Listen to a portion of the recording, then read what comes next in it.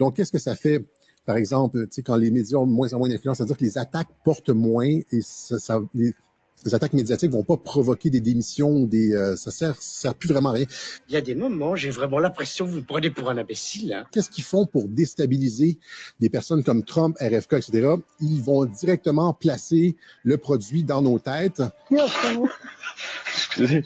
En utilisant des personnes à l'intérieur de la dissidence. Ah oui, c'est bien ça. Et c'est souvent ça qui se passe, c'est que c'est des personnes qui étaient avec nous dans le combat et qui étaient comme sur la ligne Ça marchera jamais. Mais si, j'ai compris. C'est pas simple, mais j'ai compris. qui comprenaient que Trump se battait contre le système.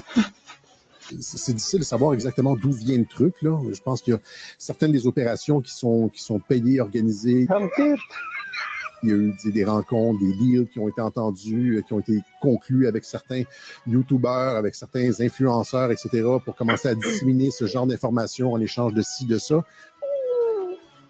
Alors ça, c'est très tordu, mais bougrement intelligent. Parce que c'est là que ça paye. C'est là que ça paye.